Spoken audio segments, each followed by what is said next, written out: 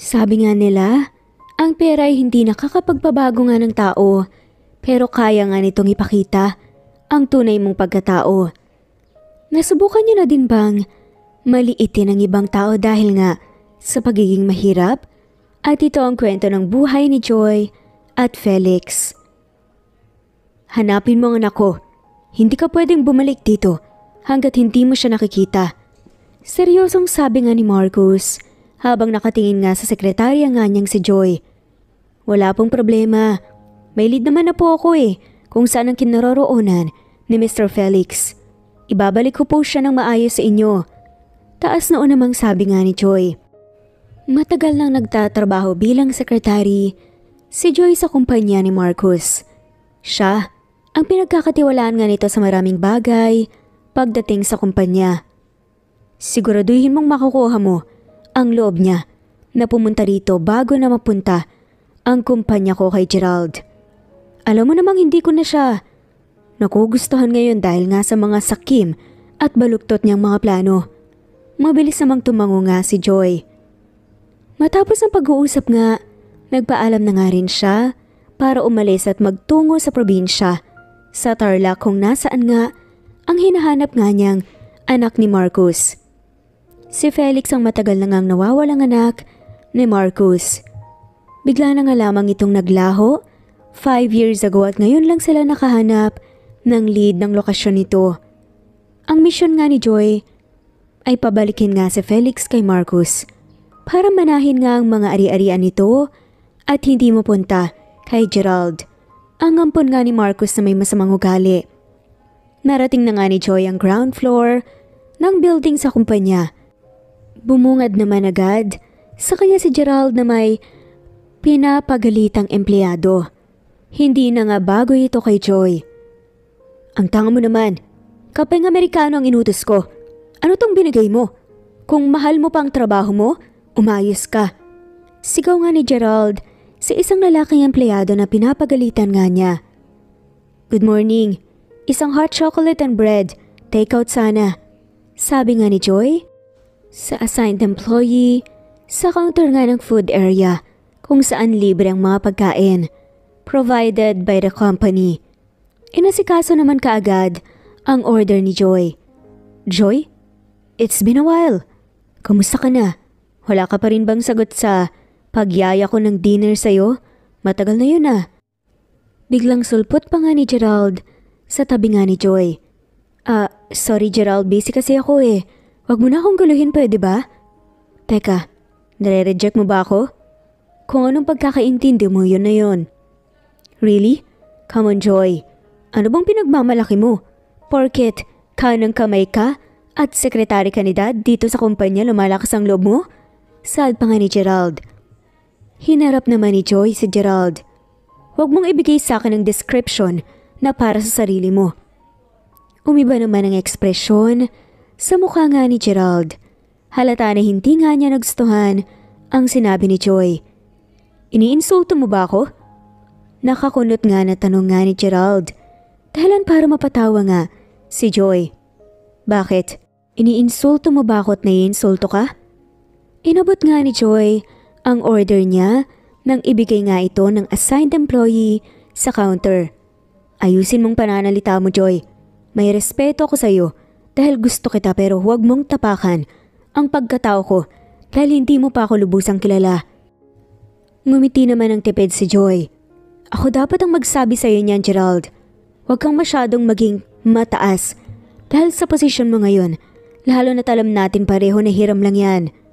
Naglakad na nga si Joy palabas nga ng building at hindi na nga hinintay pa na magsalita si Gerald nang marating nga ang parking lot at pumasok naman si Joy sa kotse niya at napabuntong hininga. Ininom niya ang hot chocolate niya at tinabi ang tinapay.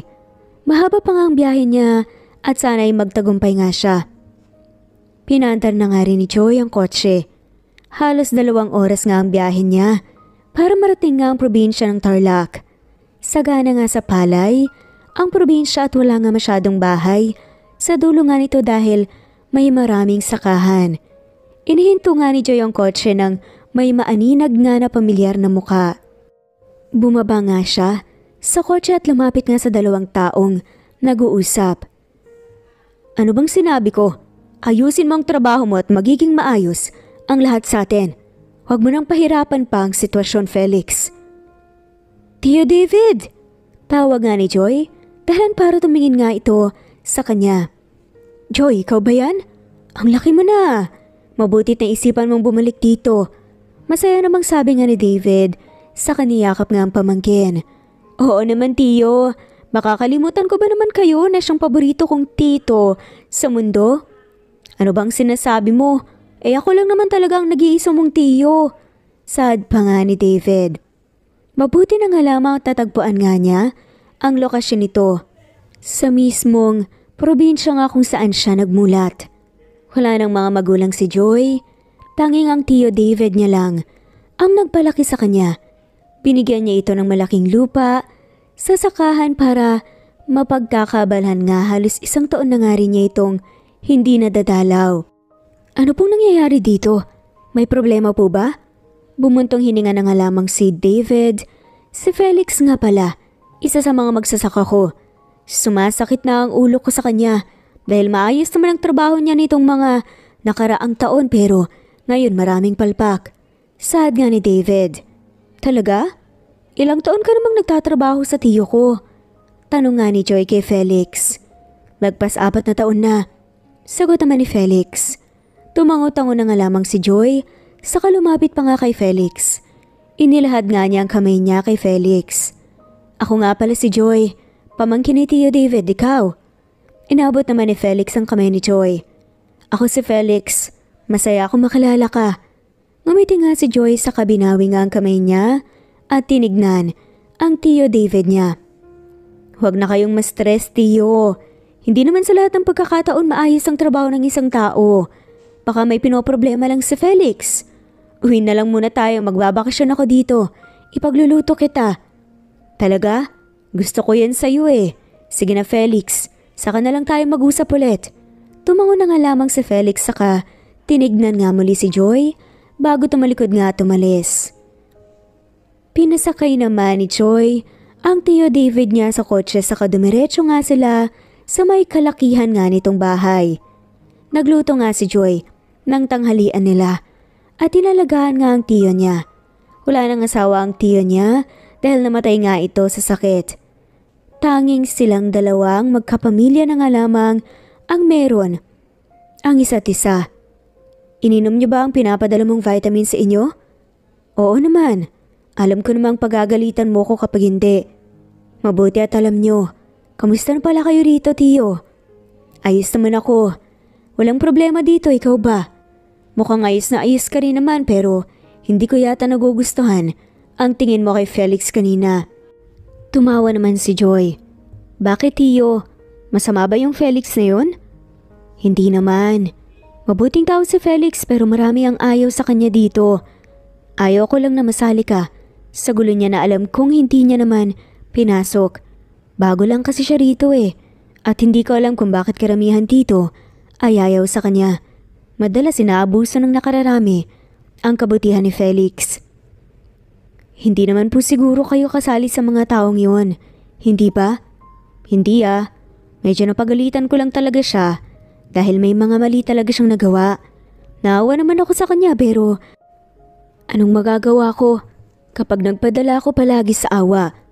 Ako naman ang kawawa at babati ko sa mga tao sa akin. Ngumiti naman si Joy. Ayos lang yan, tiyo. May gagawin po ba kayo ngayon? Oo. Pupunta ako sa bahay ni Mayor Leah. Gusto mo bang sumama? Umiling-iling naman si Joy. Mamamasyal muna ako sa paligid maya-maya. Saka na lang ako sasama. Hindi rin naman ako nagmamadali rito. O siya, sige. Huwag masyadong magbilad sa araw. May susundo sa akin mamaya. Marami namang nakakilala sa'yo dito kaya hindi ako nag-aalala. Saka ka na umalis pagkatapos si Felix maglinis. Sa hardin, bantayan mo siya. Tumango naman si Joy sa huling sinabi nga ng tiyo niya. Matapos ang ilang sandali, sinundo na nga rin ng tiyo niya at tumalis na nga rin ito. Inaliw muna ni Joy ang sarili sa pag-iikot nga sa buong bahay. Malaki na ang pinagbago ng bahay dahil sa renovation nga ng ilang beses na nangyari. Naroon pa rin naman ang dati nga nilang mga gamit, lalo na ang mga alaala nga na nabuo nila ng tiyo niya at kasama pa nga roon ang tiya nga niya nung buhay pa nga ito. Matapos ang pag-iikot, nakarinig naman ng sigaw si Joy mula sa labas, kaya agad nga niya itong tinignan. "Tao po, nandito na po ako para maglinis ng hardin." Binuksan naman ni Joy ang pinto at ngumiti. "Halika, pasok.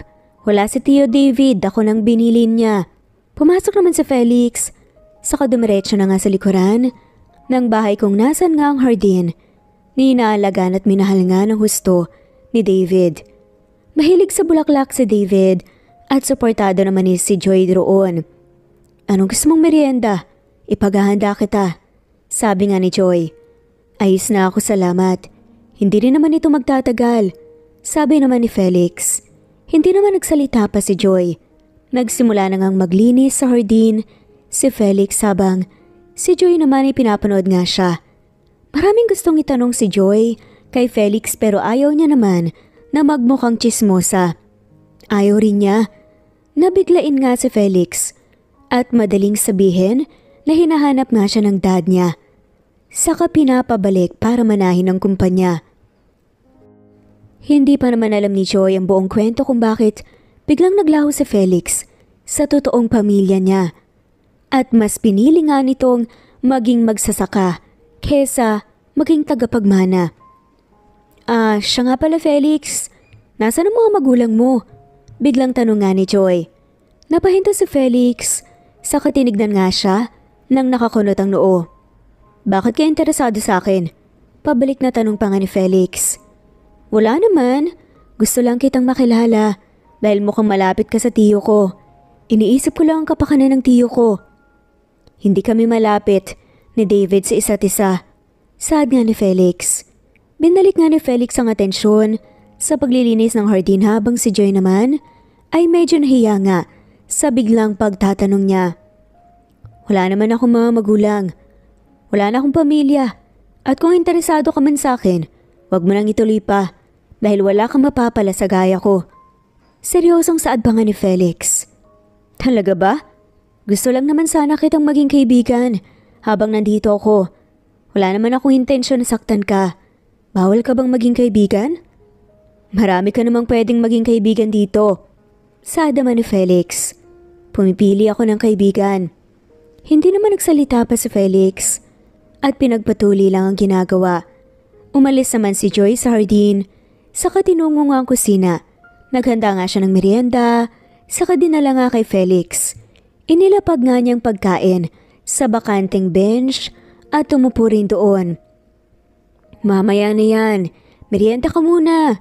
Sabayan mo ko kahit respeto lang," saad nga ni Joy. Huminto naman si Felix sa ginagawa niya at binaba ang gamit. Lumapit siya kay Joy at tumupo na nga rin sa bench. Pinapagitnaan nga nila ang pagkain. Nagsimula namang kumain si Joy.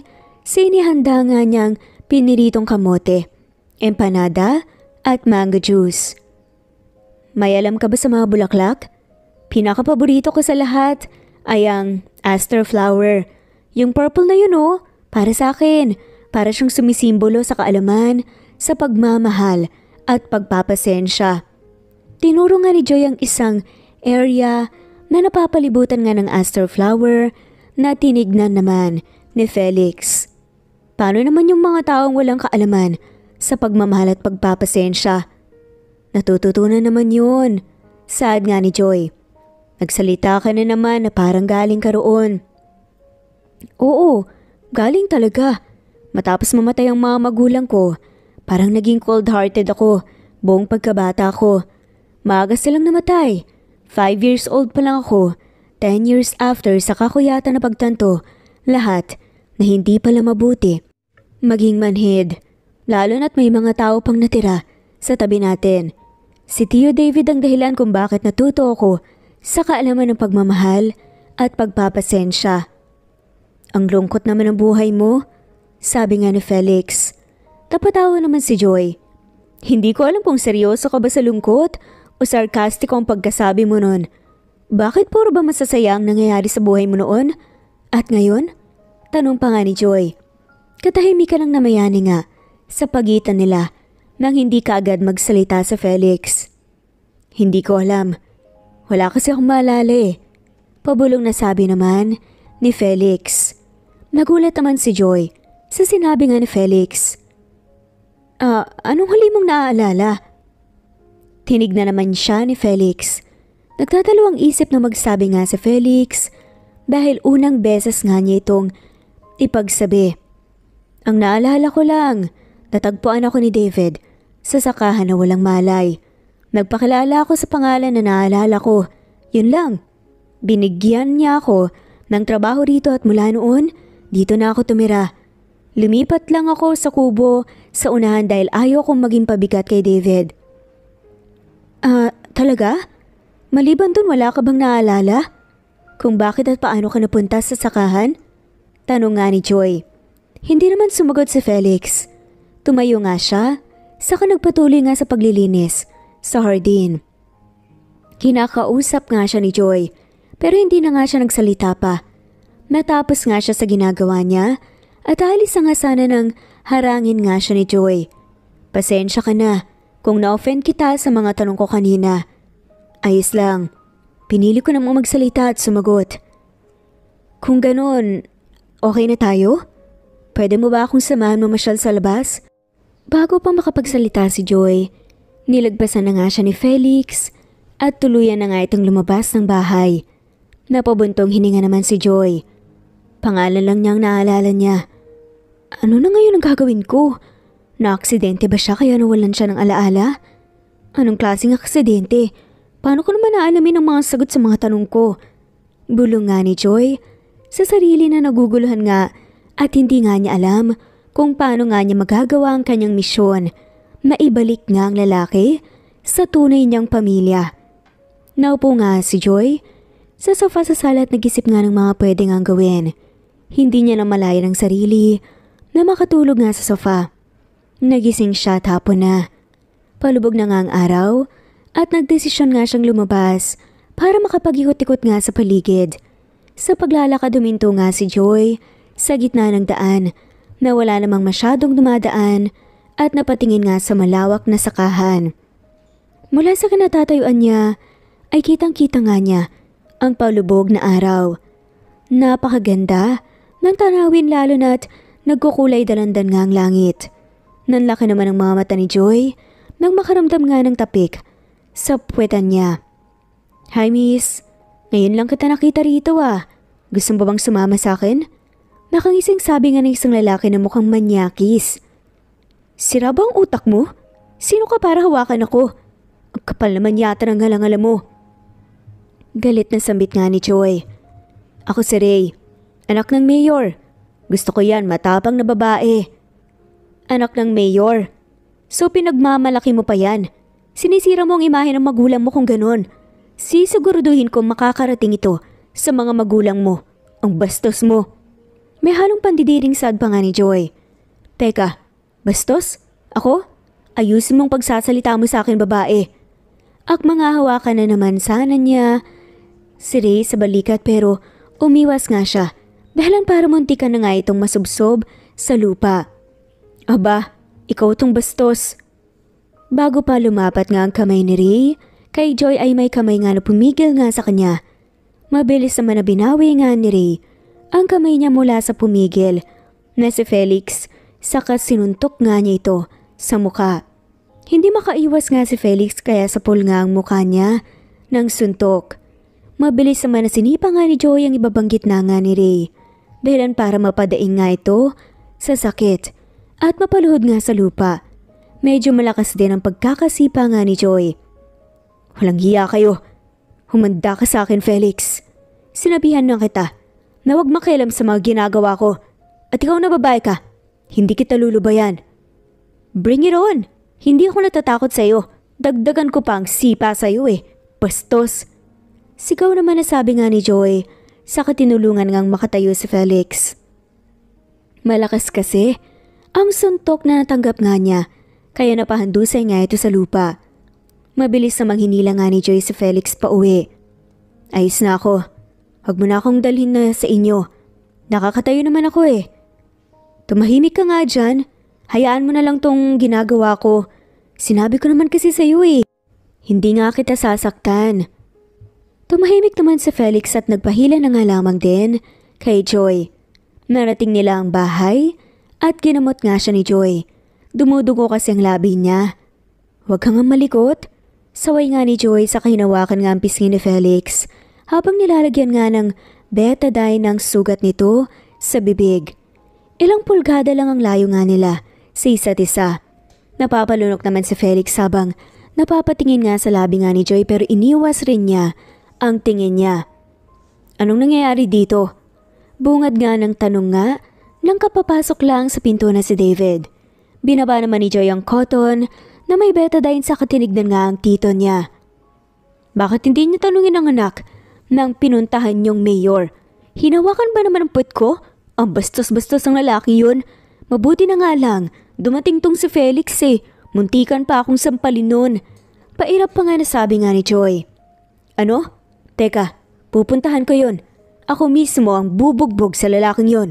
Galit na sabi pa nga ng tito nga nito na si David na mabilis namang pinigilan nga ni Joy.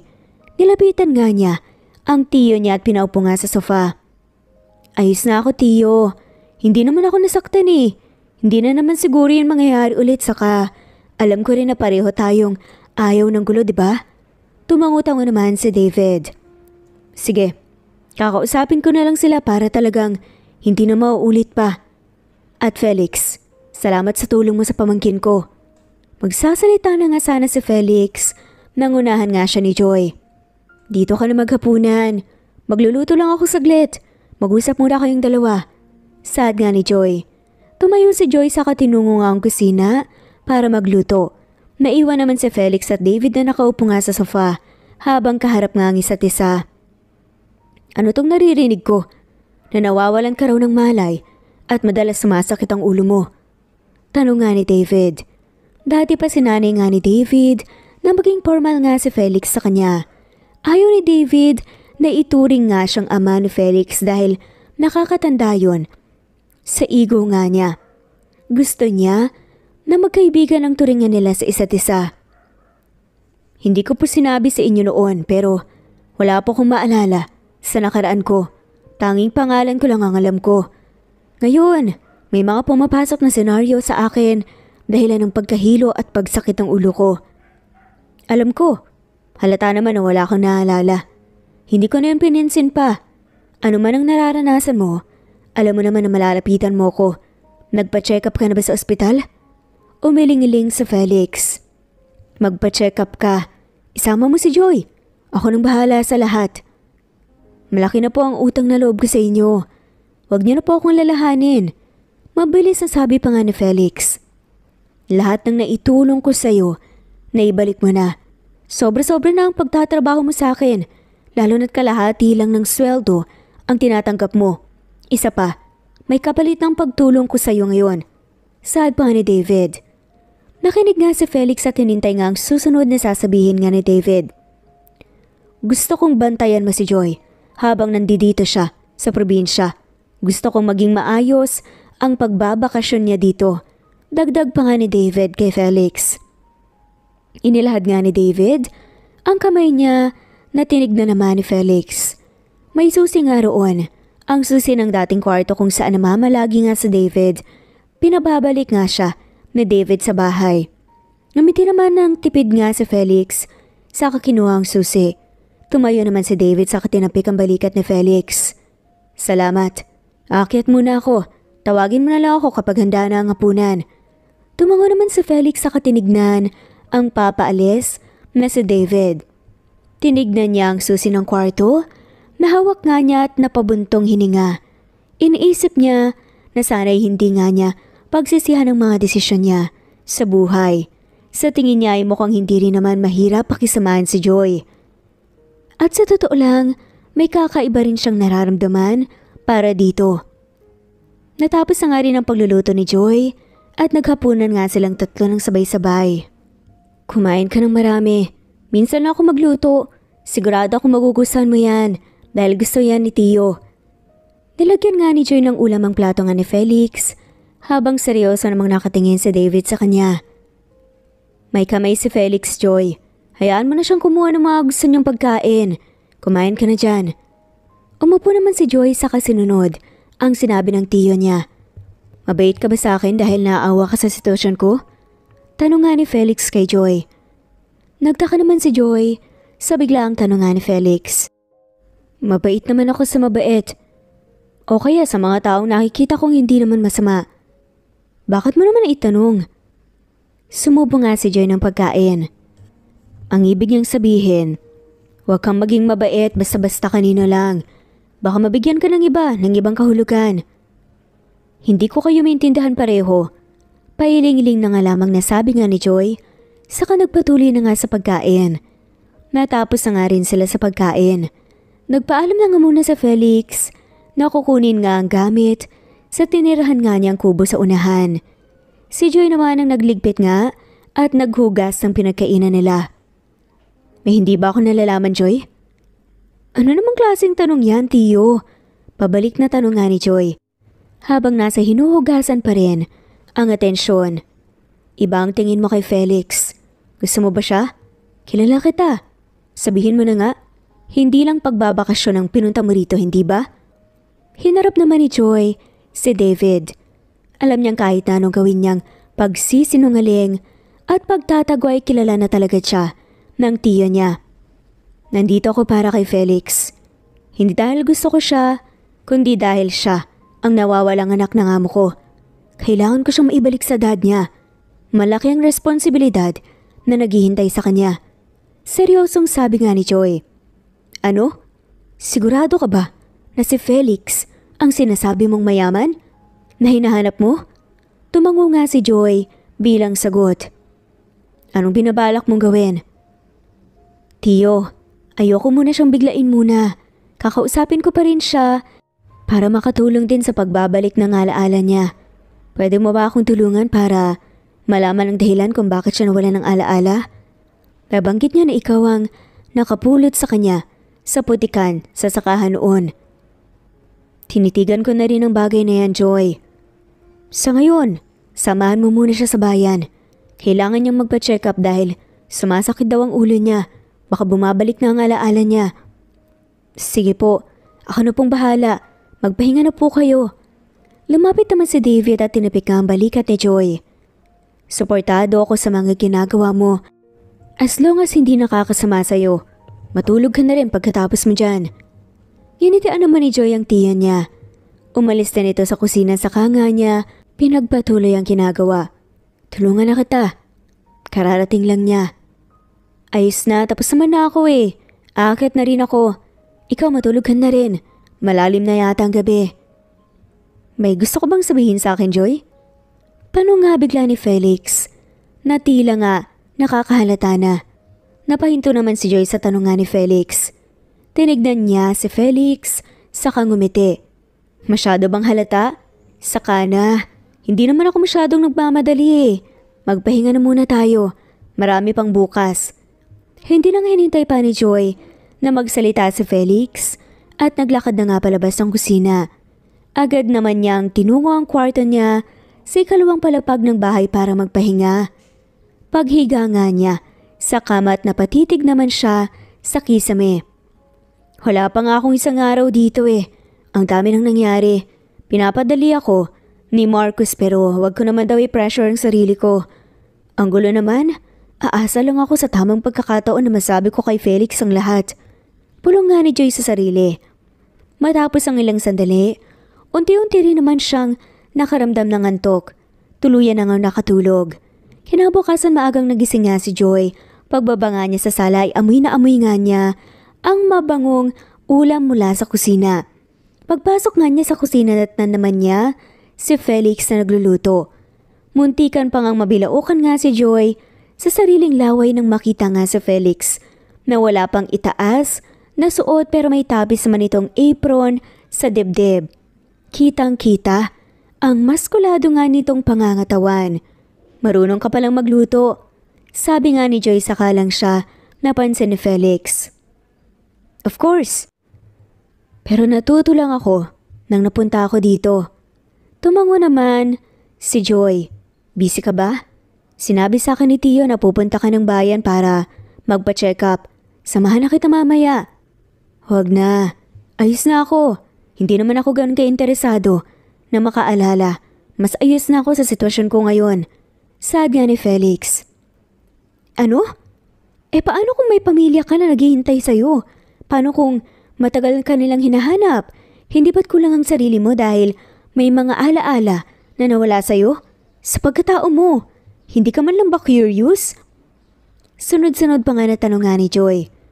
Lumapit naman si Felix kay Joy hanggang sa ilang dangkal na nga lamang ang layo ng mukha nila sa isa't isa. Tila nakaramdam naman si Joy ng pagbilis ng tibok ng kanyang puso.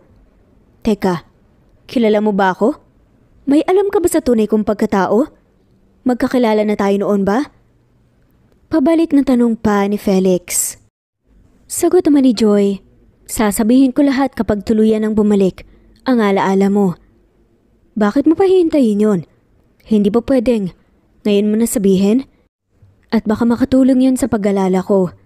Nag-isip naman saglit si Joy. Magpa-check up ka muna ngayon. Pagkatapos sasabihin ko sa iyo lahat ng alam ko. Hindi naman nagsalita si Felix. Saka tumalikod na nga pare pagpatuloy nga ang niluluto niya. Nagagahan na nga si Joy at Felix kasama nga si David na hindi kinakausap ang isa't isa. Pagkatapos kumain ay si Felix na nga nagpresenta na maghuga sa pinagkainan nila. Joy, kunin mo to. Ipa-check up mo si Felix. Kotse ko na ang gamitin niyo dahil matagal ko nang hindi nagagamit yan. Bumili na rin kayo ng mga iba pang kakailangan niyo dito sa bahay. Inabot naman ni David kay Joy ang susi ng kotse niya at isang credit card. Ngumiti naman si Joy, saka kinuha nga ang susi ng kotse. Ayos na to, Tio. Ako na pong bahala sa pera. Itago niyo na lang yan. Wala namang nagawa si David, kundi ang tumango na nga lamang. Matapos ang ilang sandali, nakarinig naman sila ng ilang pagkatok mula sa pinto ng bahay. Pinuntahan naman yun ni David habang nakasunod naman sa kanya si Joy. Pagbukas nga ng pinto ay bumungad nga sa kanila ang dalawang pulis. Magandang umaga, David. Nandito kami dahil may dala kaming warrant para kay Felix. May nagsampa sa kanya ng kaso sa pagnanakaw. Kung ayaw mong madamay, ilabas mo na lang siya. Sabi nga ng isang pulis. Kinuha naman ni Joy at inabot nga ang papel ng pulis at binasa nga. Napatawa na nga lamang siya ng babasang nakasulat sa papel. Tinignan nga niya ang tiyo niya. Si Ray ang nagsampa sa kanya ng kaso, ang anak ng mayor dito. May ebidensya ba kayo? Baka nagkakamali lang kayo ng taong sinampahan. Tanong naman ni David sa mga pulis. Sagot naman ng mga to. Sa presinto na lang po ang ibang detalye. Ilabas na si Felix. Matapang na saad pa nga nito. Anong nangyari dito? Bigla na nga lamang sumulpot nga si Felix sa tabi ni Joy. Felix, inaaresto ka namin sa salang pagnanakaw. May karapatan kang manahimik at hindi magsalita. Ang anumang sasabihin mo, maaaring magamit laban sa iyo sa korte. May karapatan kang magkaroon ng abogado. Kung hindi mo kayang magkaroon ng sariling abogado, bibigyan kita ng libreng abogado.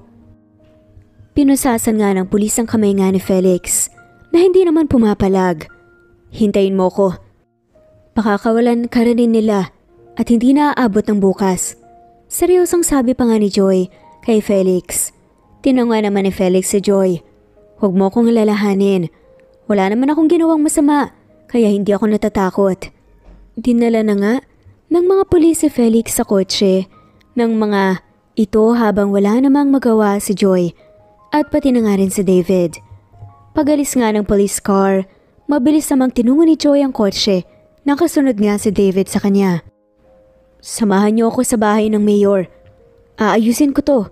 Nakalukuhan nga na ginagawa nga ni Ray.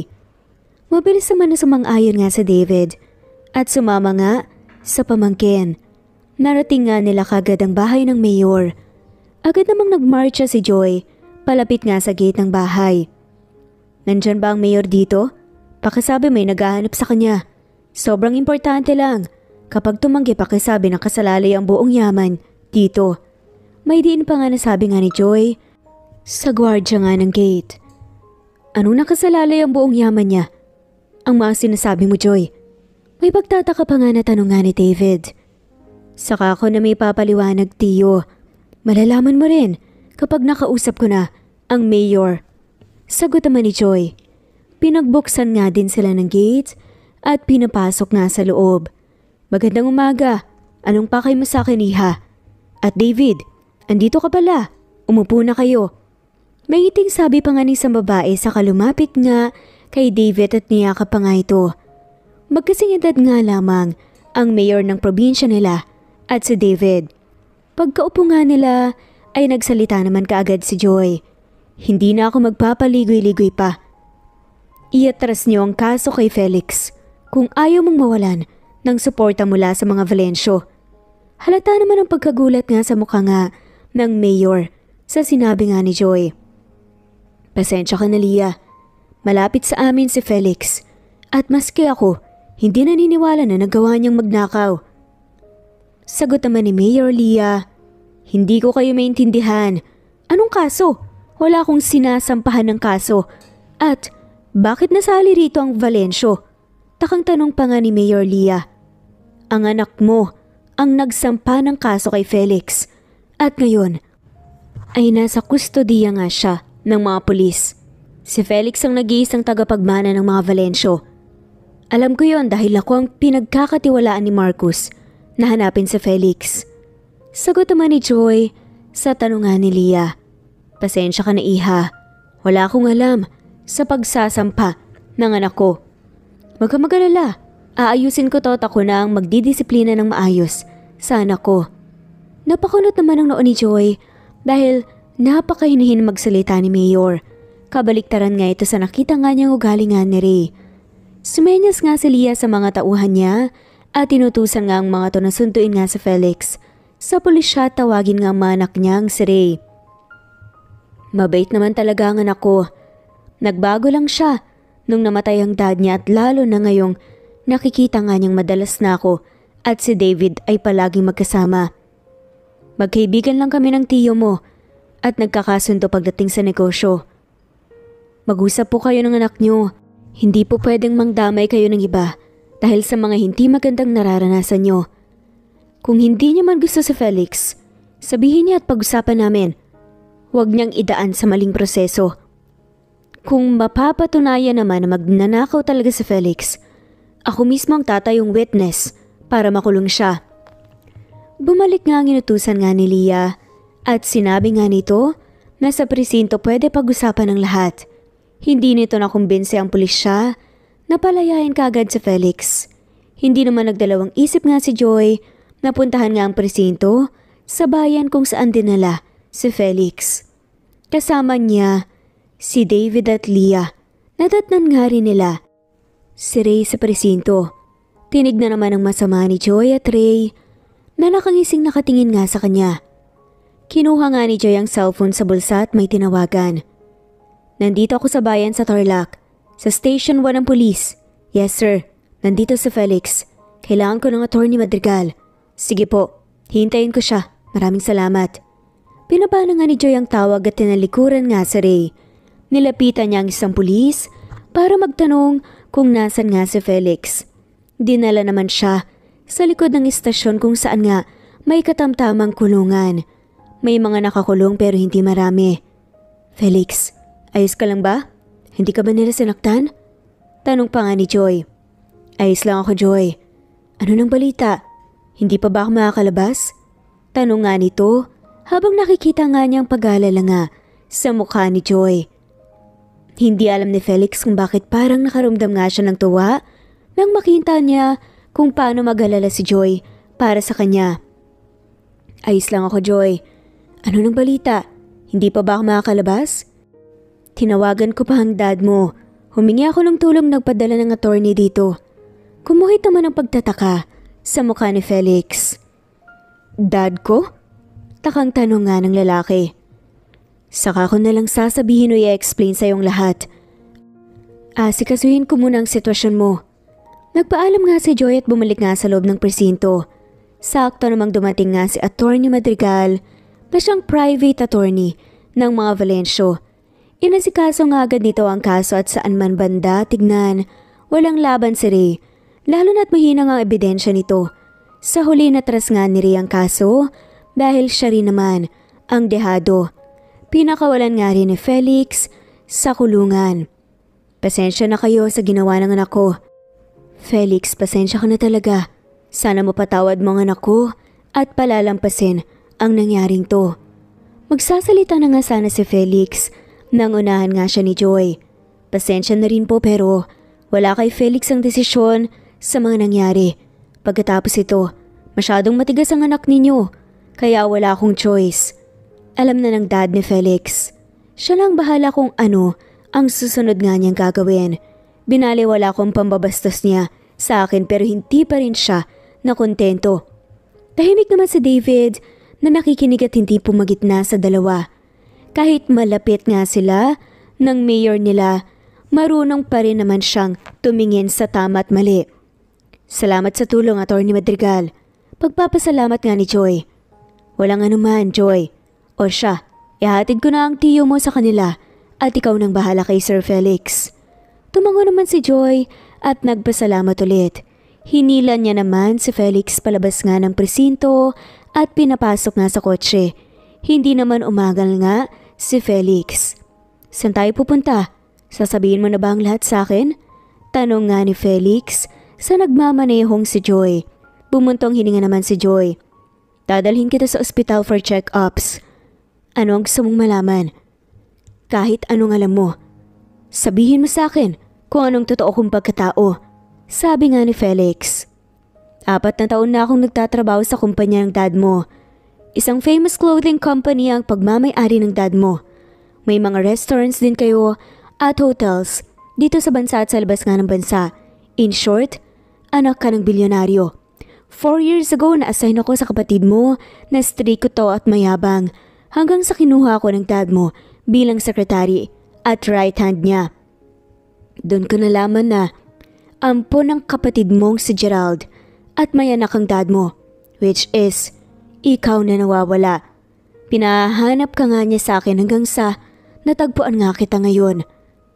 Nasa tiyo mo lang ako. Hindi mo ko nahanap ka agad? Tanong nga ni Felix.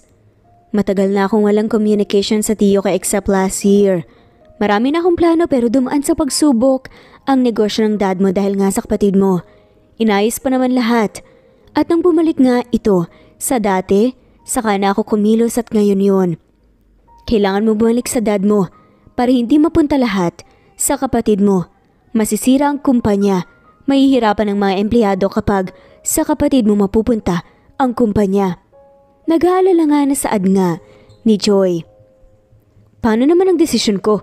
Hindi niyo man lang ba ako tatanungin kung gusto kong tanggapin ng responsibilidad na yan? Lalo na ngayong wala akong maalala? Takang tanong nga ni Felix. Tinignan naman saglit ni Joy si Felix, sakay binalik nga ang tingin sa daan.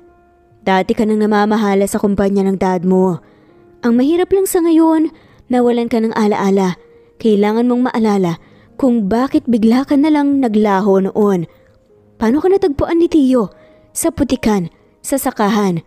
Anong nangyari bago ka nawalan ng alaala? Sad pa nga ni Joy. Tumahimik naman si Felix dahil wala nga siyang maalala. Hindi niya alam ang isasagot sa tanong nga ni Joy. Pinikit niya ang mata niya at pinilit na inalala nga ang mga nakalimutan niya. Kinalma niya ang sarili pero itim lang ang nakilita niya. Minulat nga ni Felix ang mata niya at bigla ngang lumabo ang paningin niya. Ilang sandali lang napadaing nga siya at napahawak nga sa ulo dahil may pumapasok nga na mga imahe sa isip niya. Saktong-sakto naman huminto nga si Joy sa harap nga ng ospital. Agad siyang lumabas at tumawag nga ng tulong mula sa mga nurse. Ipinasok nga nila si Felix sa ospital para suriin. Traumatic amnesia. Sanhi ito ng pagkabangga ng ulo niya sa anumang bagay o kaya sa gulat sa nangyaring aksidente. San ba siya na aksidente? Tanong nga ng doktor, nakaharap nga ni Joy.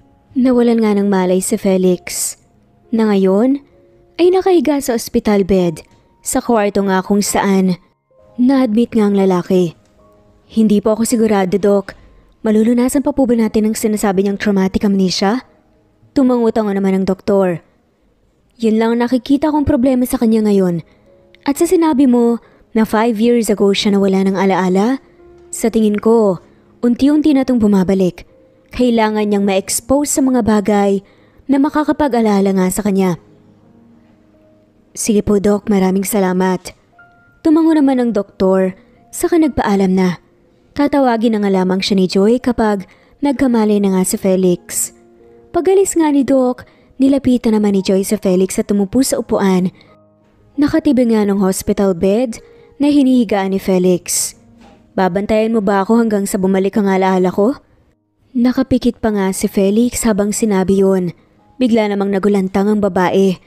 Paano naramdaman yun ni Felix? Nakatitig lang naman kasi si Joy sa mukha nga ni Felix. Pinamulhan tuloy siya ng pisngi. Nanlaki ang mata niya. Tatawag na nga sana siya ng doktor nang biglang hawakan nga ni Felix ang kamay niya na nagpatibok nga ng mabilis sa kanyang puso. Minulat nga ni Felix ang mga mata at tinignan si Joy. Huwag ka munang tumawag ng doktor, mamaya na lang. Bakit mamaya pa?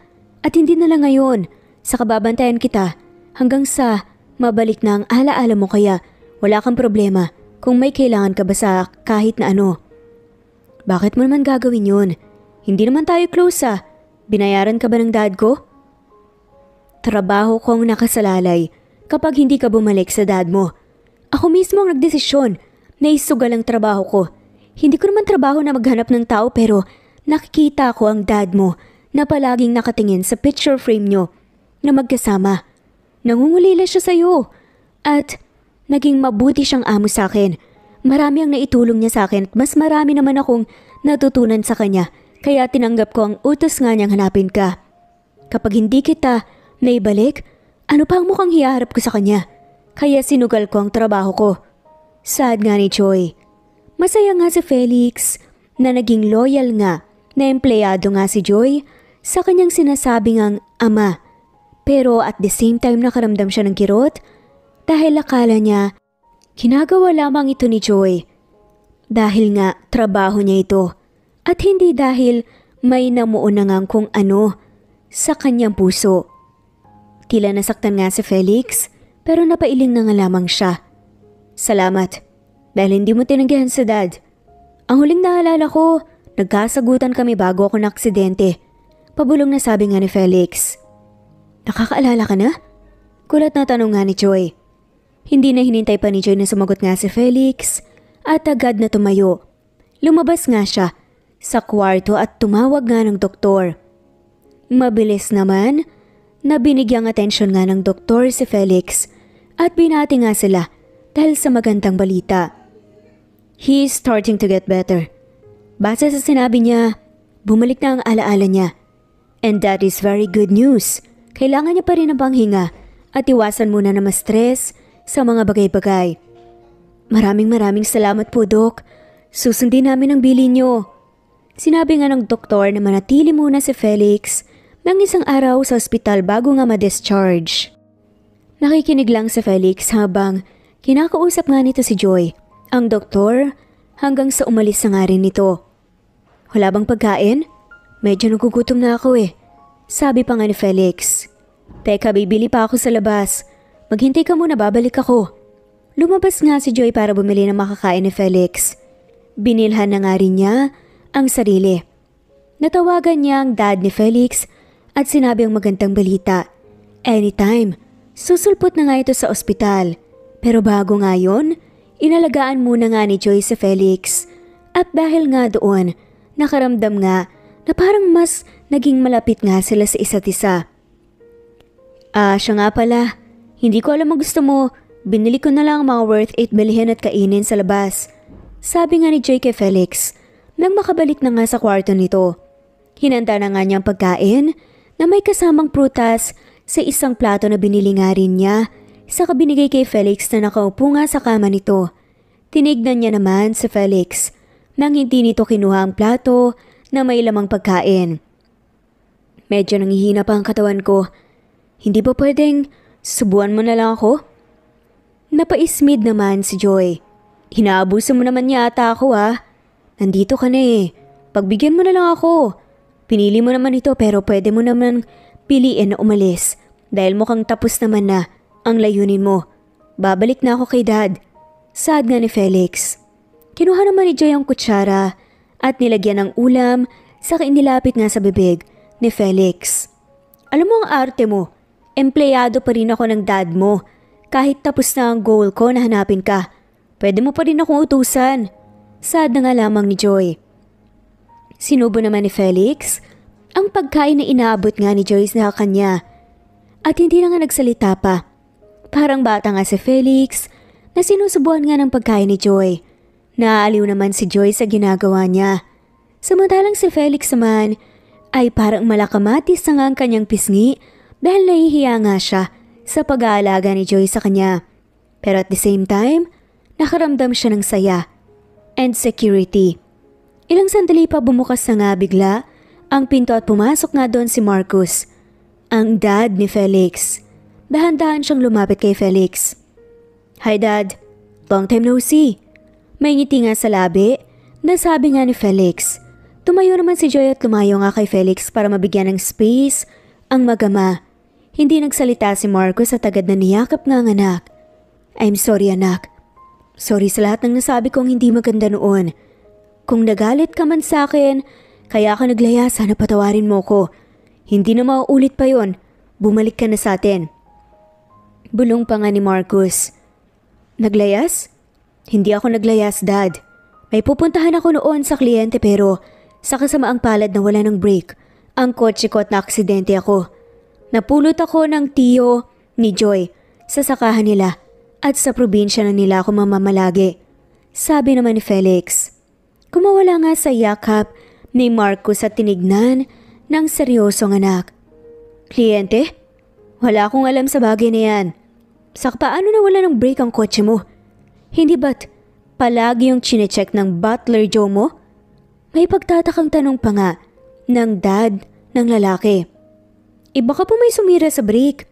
Suwestyon naman ni Joy. Napatingin pareho nga si Marcus at Felix kay Joy dahil nga sa sinabi niya.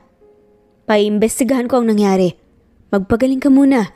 Kapag handa ka na ibabalik kita sa kumpanya. Mag-o-organize ako ng celebration sa pagbabalik mo. Ibibigay ko ang posisyon ko sa pagiging CEO sa'yo. Seryosong sabi nga ni Marcus.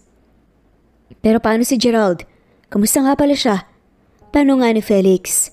Hindi sila malapit masyado ni Gerald pero kahit papaano, tinuturing niya pa rin itong kapatid. He is doing very well. Sa sobrang ayos ang sitwasyon niya, inaabuso na nga niya kung anong meron siya at ginagamit ang pangalan ko. Sige na, saka na tayo mag-usap tungkol kay Gerald. Aalis muna ako at asikasuhin ko ang nangyari sa'yo noon. Tumango naman si Felix at nagpaalam na nga rin si Marcus. Paglabas ka ni Marcus sa kwarto na pahinto na nga lamang siya sa paglalakad ng tawagin nga ni Joy ang pangalan niya. Lumapit nga si Joy sa kanya. Hindi naman po sa nangingialam o nambibintang pero subukan niyo po kayang imbestigahan si Gerald. Hindi ako sigurado pero maaari niyang gawin ang nangyari kay Felix noon. Ngayon ko lang ito sinabi. 4 years ago narinig ko may kausap si Gerald sa telepono.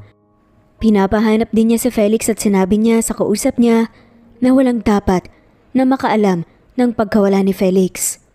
Kumunot naman ang noo ni Marcus. Naalala ko, si Gerald ang nagsabi sa akin na naglayas daw sa Felix. Salamat sa impormasyon, Joy.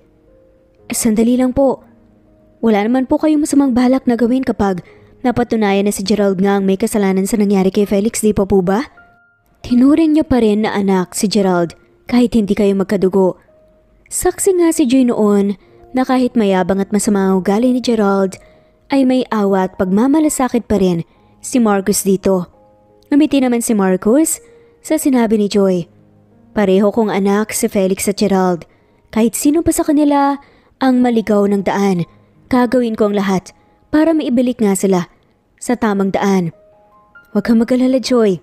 Ako nang bahala. Nagpapasalamat ako ng husto sa iyo sa pagbalik mo ng anak ko sa akin. Sana manatili ka palagi sa tabi niya. Nalito naman si Joy sa huling sinabi nga ni Marcus at ngumiti na nga lamang din siya at tumango tuluyan namang umalis si Marcus sa ospital. Bumalik nga si Joy. Sa huling sinabi nga ni Marcus at ngumiti na nga lamang din siya at tumango. Tuluyan namang umalis si Marcus sa ospital. Bumalik si Joy sa kwarto nga ni Felix at nakitang nakatingin nga ito ng seryoso sa kanya. May hinala ka rin ba na pinahamak ako ng sarili kong kapatid? Tanong nga ni Felix. Hindi naman nagsalita si Joy dahil ayaw nga niyang madismaya si Felix lalo na't kababalik lang ng alaala nga nito. Huwag kang mag-alala. Ako rin naman. Kung sakaling tama man ang hinala natin, sana hindi pa huli para magpag-usapan namin ang lahat. Wala naman akong masamang intensyon kay Gerald. Nangarap akong magkaroon ng kapatid at nang dumating siya sa amin, naging masaya ako. Sa kasamaang palad, naging sarado ang puso't isipan niya sa bagong pamilya. Kaya kahit anong lapit namin ni Dad, ay lumalayo pa rin siya sa amin. Hindi namin siya sinukuan noon at wala rin kaming balak na sukuan nga siya ngayon. Ngumiti naman si Joy sa kanilapitan nga si Felix. Masaya ako marinig yan, Felix. Sinubuan nga muli ni Joy sa Felix ng prutas. Nagkwentuhan naman sila tungkol sa mga karanasan nga ni Joy sa kumpanya ni na Felix. Nagkwento nga rin si Felix sa mga karanasan niya sa probinsya. Nagpapasalamat ako dahil kahit marami ang nagmamaliit sa akin noon sa pagiging magsasaka ko, ay may nanatili pa ring mabait sa akin, gaya ng tiyo mo. Gusto ko sanang bumawi sa mga kabutihang nagawa niya sa akin. Saka syempre ikaw. Nako, kung sasabihin mo yan sa kanya, tatawanan ka lang noon. Hindi siya tumatanggap ng kapalit lalo na't kung mula sa puso ang pagtulong niya. Ayaw niya ng kapalit. Talaga ba? Hindi niya naman matatanggihan ang alok ko eh. Sigurado ako doon. Saad pa nga ni Felix. Parang ang confident mo yata. Ano ba ang pagbabawi na gagawin mo? Kilala ko ang tiyo ko kaya alam ko kung tatanggihan ba niya o hindi. Aalagaan kita hanggang kaya ko kahit habang buhay pa. Yun nga, ang napaka-cheesy nga na banat nga ni Felix. Napakurap na nga lamang ng ilang beses si Joy sa derechahang sinabi nga ni Felix. Ha? Nabagok ata yung ulo mo ah. Gulat na tanong pa nga ni Joy. Tumawa naman si Felix. Napahanga naman saglit si Joy sa tawa nga ni Felix na naging kakaiba nga sa paningin at pandinig niya. Napalunok nga siya habang bumibilis naman ang tibok ng puso niya. Seryoso ko, Joy. Alam kong noong una kita nakita, may kakaiba na akong nararamdaman para sa'yo. Sorry kung sinusungitan kita dati. Pero natatakot lang naman ako sa pakiramdam na yun, nakakaiba. Ngayon, sigurado na ako na gusto kita. Napatayo naman si Joy at nalilitong tinignan si Felix. Ano ka ba? Empleyado lang ako ng dad mo. Kanang kamay. Baka naguguluhan ka lang, Felix. Alis muna ako. Sada nga lamang ni Joy. Dahil sobrang bilis nga ng kabog ng kanyang dibdib at sobrang namumula nga rin ang pisngi niya. Pasensya na po talaga. May emergency lang. Ipabantay niya na lang po muna sa Felix kay Butler Joe. Sabi nga ni Joy sa kabilang linya. Sige Joy, walang problema. Tawagan mo lang ako kapag kailangan mo ng tulong. Pwede ka munang magpahinga. Magkita na lang tayo sa celebration. Ipapaalam ko na lang sa iyo ang detalye. Saad nga ni Marcus. Maraming salamat po sa pag-intindi. Pinaba na nga ni Joy ang tawag sa kahinawakan nga ang manibela ng kotse. Pinaandar niya ito at tinungo nga ang bahay ng tiyo niya. Joy, kamusta si Felix? Bungad nga na tanong nga ni David sa pamangkin nang makapasok nga ito sa bahay niya. Ayos na siya, tiyo. Bumalik na ang alaala niya at nagkita na nga rin sila ng dad niya. Sagot naman ni Joy. Mabuti naman kung ganun. Nakuusap ko rin si Leah at sinabi nga niya na bababa siya sa pwesto bilang mayor. Dadalhin niya ang anak niya sa labas ng bansa at hiniling niya na ako ang pumalit sa posisyon bilang mayor sa lugar. Gawin niyo ang gusto niyong gawin, tiyo. Basta, nakasuporta po ako sa inyo. May problema ba? Matamlay ka yata. Nag-aalalang tanong pa nga ni David. Posible ba yun, tiyo? Na magkagusto sa taong kakikilala mo lang? Ngumiti naman si David. Sabay sabing, Bakit hindi? Malalaman mo naman yan kalaunan sa sarili mo. Paano malalaman? Pinaupo naman ni David si Joy sa sofa bago nagsalita. Iba-iba naman kasi tayo ng karanasan. Sa akin naman ay unang kita ko pa lang noon sa tiya mo. Nagandahan na ako agad sa kanya. Napahanga na nga niya ako, lalo na sa maganda nga niyang ugali, palaban at may isang salita. Bukod doon, bumibilis din ang tibok ng puso ko sa tuwing kinakausap ko siya. Kalaunan, hinahanap na nga siya ng mga mata ko at ayaw kong nakikita nga siyang malungkot. Sagot pa nga ni David. Hindi naman nagsalita pa si Joy. Bakit? Nagugustuhan mo na ba si Felix? Tanong pa nga ni David. Sinabi niya kasi sa akin na babawi siya sa kabutihang ginawa mo sa kanya. Ang gagawin niya, aalagaan niya ako kahit habang buhay pa daw. Inamin din niya na gusto niya ako. Tarantado talaga yun. Sad pa nga ni Joy. Talaga? Ano naman ang sinabi mo? Tanong nga ni David. E di nag-walkout ako. Tumawa na nga lamang ng mahina nga si David pero binawi rin niya yon. Seryoso niyang tinignan si Joy. Marami pa ang oras, Joy. Huwag mong persahin ang damdamin mo. Hayaan mo ang sarili mo na sumabay sa daloy ng mga nangyayari. Mag-isip ka muna pero sa nakikita ko kasi sa mga tingin mo kay Felix, parang nagugustuhan mo na rin siya. Sad pa nga ng kanyang tiyo. Alam mo naman na unang beses to, tiyo, di ba? Hindi pa nga ako nagkaroon ng nobyo, kaya 25 years old na ako, na NBSB. Wala akong kaalam-alam sa mga ganito. Sa tingin niyo po ba, nagalit kaya si Felix sa ginawa kong pag-walkout? Malalaman natin yan kapag nagkita kayo muli. Mag-usap kaya kayo ng masinsinan. Huwag mong iwasan. Harapin mo si Felix. Suwestyon nga ni David sa kanyang pamangkin. Nabigla lang naman ako eh. Pabulong na sa adaman ni Joy. Ang dami nang nangyari ngayong araw. Ang mabuti pa, magpahinga ka na muna. May pagkain na sa kusina kung hindi ka pa naghahapunan. Matutulog na rin ako dahil may gagawin pa ako bukas. Tinungo na nga ni David ang kwarto niya, habang si Joy naman ay naiwan nga sa may sofa. At nag-iisip nga ng mga gagawin. Kailangan niya munang mag-isip ng husto bago nga magdesisyon. Naharapin muli si Felix. Lumipas ang 3 araw, dumating din ang araw ng celebration para kay Felix. Imbitado nga si Joy at ang tiyo nga niya. Sa party na gaganapin, sa hotel na pagmamay-ari nga ng dad ni Felix sa Manila. Suot-suot nga ni Joy ang isang kulay silver mermaid long dress. Sparkle ang theme ng party at ang dress sa suot nga ni Joy ay regalo galing kay Marcus.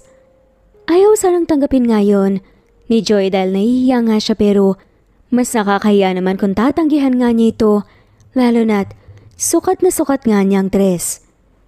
Good evening everyone and thank you very much for coming. This evening is a big celebration because of my son's biggest comeback.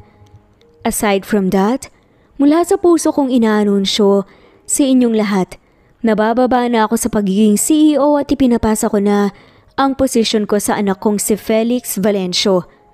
As you all know, matagal siyang nawala, pero pinagkakatiwalaan ko pa rin siya sa posisyong to.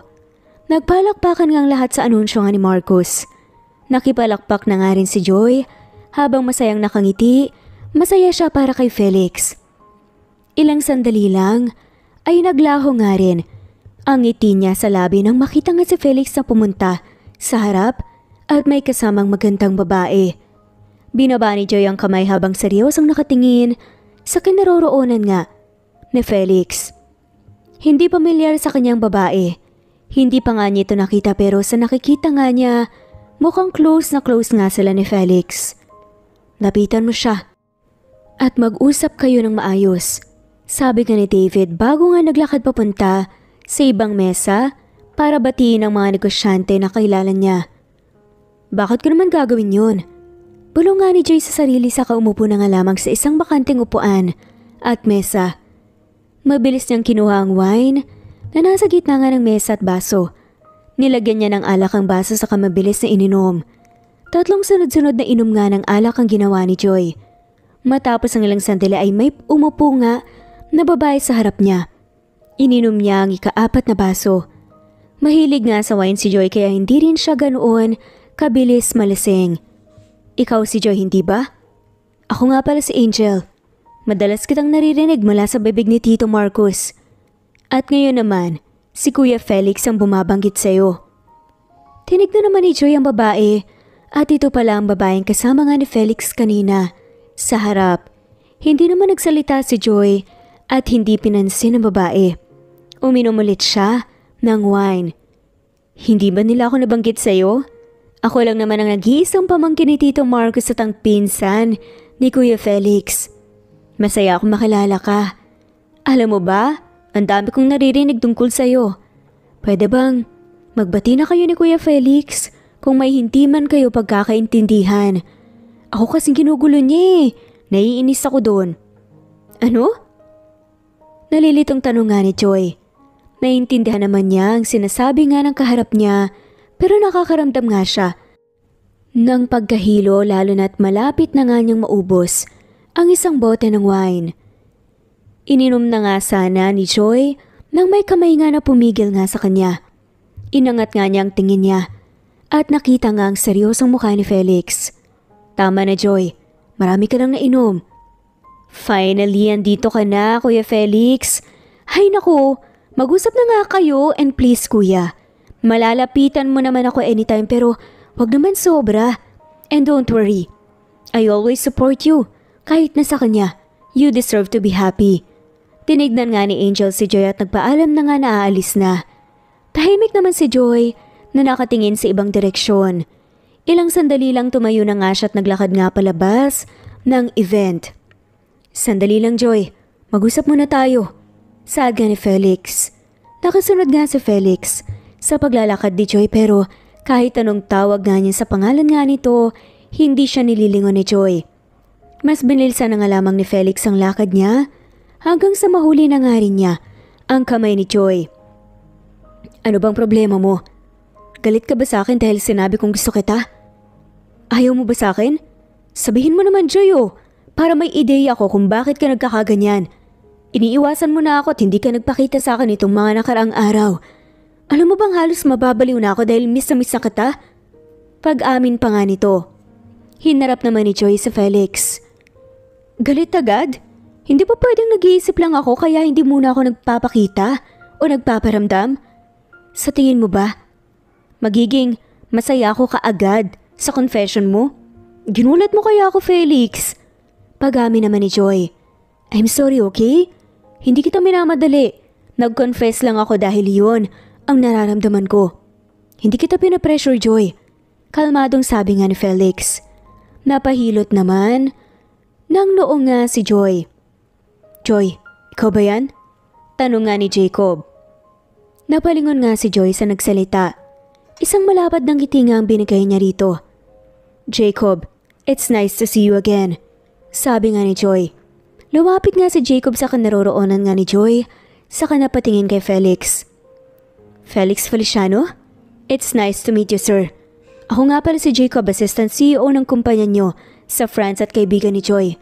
Ako ang nagpapasok sa kanya sa kumpanya nyo 4 years ago. May ngiting sabi nga ni Jacob. Tinanggap naman ni Felix ang handshake nga ni Jacob. Hindi ba't nasa France ka ngayon? Bakit nandito ka? Tanong nga ni Joy. Ikaw kasi talaga ang pinunta ko. Wala na akong ibang maisip pa. I want you to be our maid of honor. At kung papayag din si Mr. Felix, siya sana ang kukunin namin na best man. Ano? Ikakasal ka na? Kanino? Hindi makapaniwalang sambit nga ni Joy. Surprise! I'm the bride! Saad nga ni Angel. Ang pinsan nga ni Felix. Muntik na nga mapanganga si Felix sa biglang pagsulpot nga ni Angel mula sa kung saan. Nagulat bakit ako ya Felix? Sabi ko naman kasi sa iyo busy talaga ako at kasal ko nga talaga ang pinagkakaabalahan ko. Dagdag pa nga ni Angel. Bakit ang bilis naman yata? Bakit kayo nagmamadali? Sad pa nga ni Felix. Tumawa naman si Jacob. Bakit naman hindi? Sa simbahan din naman ang punta namin saka nagmamadali talaga kami bago pa lumaki ang tiyan ni Angel.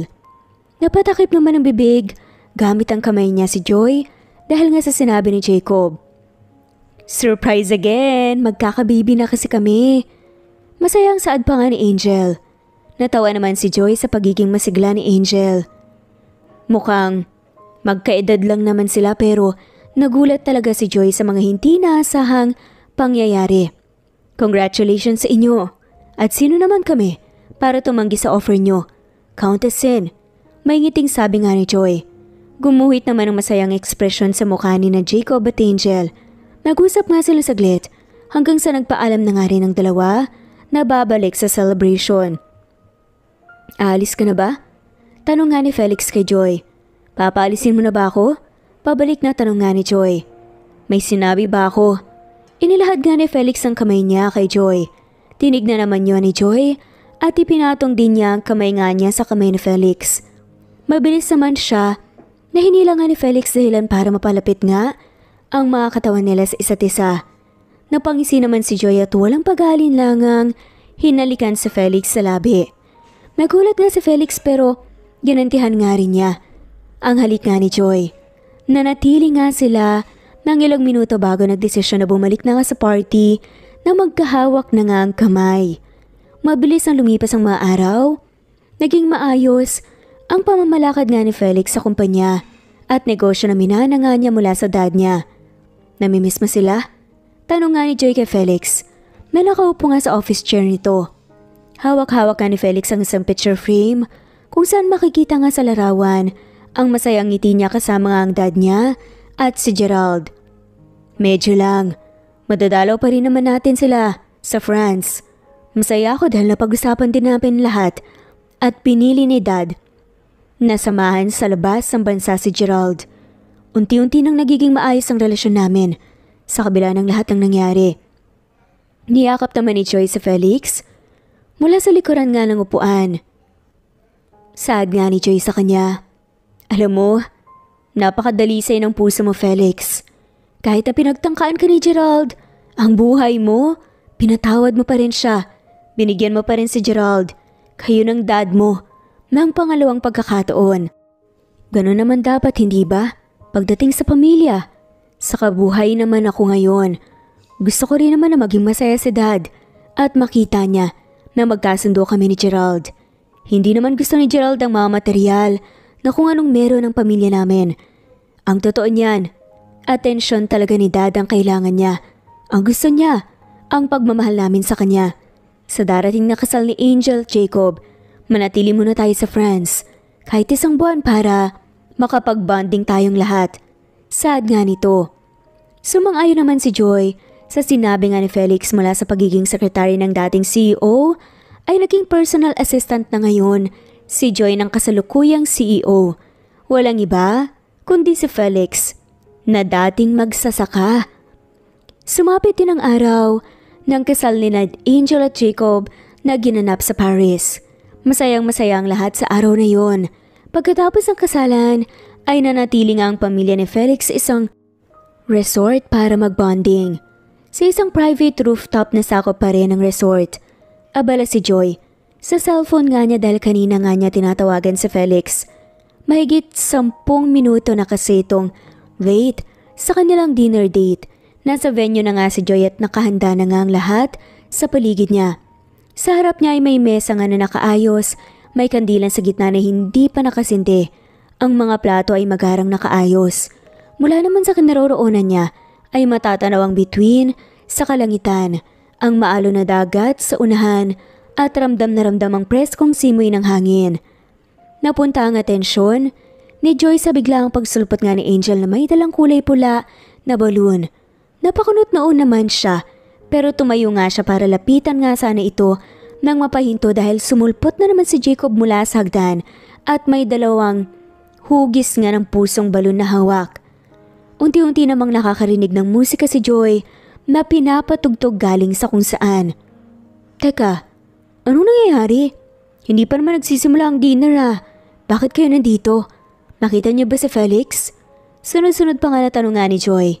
Hindi naman siya sinagot ng mga to.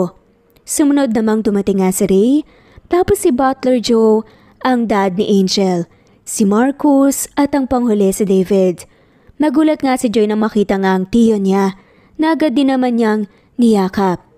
Wala nga ang tiyo niya sa kasal ni Angel at Jacob. Namiss nga niya ito kaya sobrang saya nga niya ngayon. May kanya-kanya nga ring dala ang mga to. Candies, chocolates, balloons, party poppers at ang tiyo nga niya ay may bitbit na isang bouquet ng aster flower. Tinanggap naman ni Joy ang bulaklak nang ibigay nga ito sa kanya. Ano ba talagang nangyayari? Si Felix ba ang pasimuno nito? Tanong nga ni Joy. Kaya nang sabi ni Jacob, bakit pa natin patatagalin? Kung sa simbahan lang din naman ang punta natin. Sad nga ni Felix. Napalingon nga si Joy sa nagsalita at nakita nga si Felix na nakasuot nga ng formal na tuxedo. Nakaayos nga ang buhok nito at mas lalo nga itong gumwapo sa paningin ni Joy. Lumuhod nga si Felix at seryosong tinignan nga si Joy. Nahihiya ako, pero gagawin ko pa rin ito kahit paulit-ulit pa. Sa harap nga ng mga taong mahalaga sa atin. Joy, pakasalan mo ko. Hindi ba't magtatanong ka dapat? Kunot noong tanong naman ni Joy. Pakakasalan mo ko o pakakasalan mo ko? Tanong nga ni Felix na ikinatawa na nga lamang ni Joy. Inabot nga niya ang kamay niya na siya namang kinuha nga ni Felix at isinuot nga sa daliri niya ang singsing. Pinaputok nila ang party popper at masayang pinating ang dalawa. Pagkatapos ay sabay-sabay nga silang lahat na nag-dinner. Kahit na late nga si Felix, ay napatawad din naman siya ni Joy. Masayang masaya si Joy sa gabing yun dahil kompleto nga sila. Kalaunan, ikinasal nga rin sina Felix at Joy. Inimbitahan din nila ang lahat ng kakilala nga nila sa probinsya. Namanghapang ang mga to nang malaman na si Felix na magsasaka sa probinsya ay mayaman pala at ang nawawalang susunod na President and CEO mula sa isang simpleng magsasaka, marami pa rin ang naging mabait kay Felix. At gaya ng pangako noon sa mga to, ibabalik niya ang kabaitang binigay nga ng mga to sa kanya. Tama ka nga, hindi ko kailanman tatanggihan ang pagbawi mo sa akin, lalo na't kapakanan ng pamangkin ko ang nakasalalay. Mahalin mo sana siya ng totoo. Felix, kung ayaw mo na sa kanya, isauli mo lang sa akin at huwag mo sana siyang saktan. Makahulog ang sabi nga ni David. Hindi mangyayari yun, David. Hindi ako perpekto, pero gagawin ko lahat para sa kasiyahan ni Joy. Anong ginagawa niyo dyan sa labas? Pumasok na kayo, handa ng hapunan. Tawag nga ni Joy. Pumasok na nga silang dalawa. Sa loob, sabay na naghapunan ng tatlo at nagkwentuhan. Kasalukuyang mayor na nga si David sa probinsya ng Tarlac, habang sina Joy at Felix naman ay dumadalaw nga sa probinsya tuwing weekends para bisitahin siya. Sa huli, nagpatuloy ang buhay ni Joy at Felix. Marami pa man ang dadaanan nga nilang pagsubok, ang mahalaga ay natuto nga sila. Sa nagdaan, natuto silang magpakumbaba, lumaban, magpatawad at tumanggap. Palagi nating tandaan na huwag magmaliit ng tao, lalo na kung hindi natin sila lubusang kilala. Maging mabuti sa kapwa. May kanya-kanya tayong pinagdaraanan at kahit na masungit o masama ang taong kaharap mo, hindi pa rin yun sapat na dahilan para gumanti ng masama. Maaaring ang pinapakita nga nilang ugali ay depensa nila sa sarili dahil nasaktan na nga sila ng gusto. Kaya bago nga natin i-judge ang ibang tao, maging extra understanding muna tayo. I-comment lamang po kung saan kayo nanonood at kung gusto niyo pong magpa-shoutout bilang pasasalamat.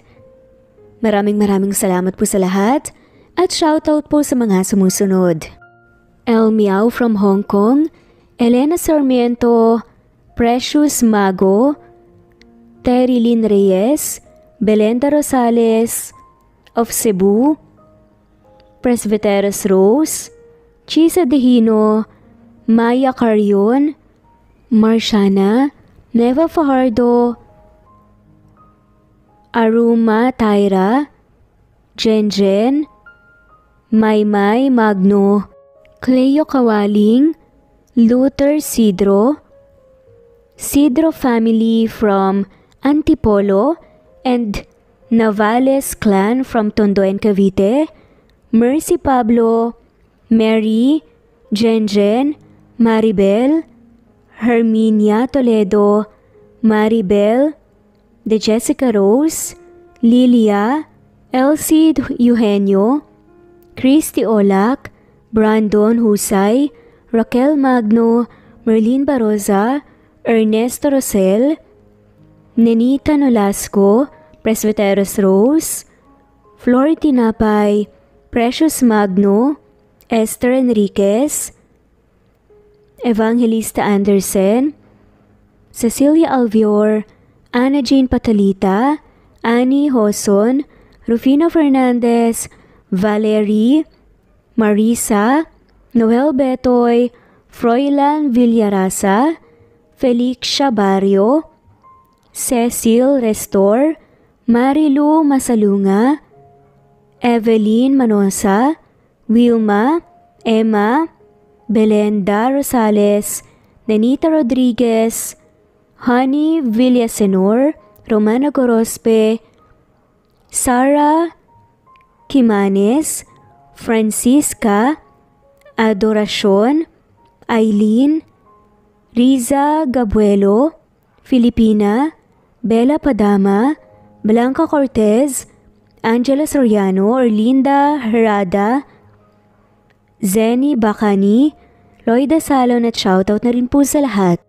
Maraming salamat po at God bless po sa lahat.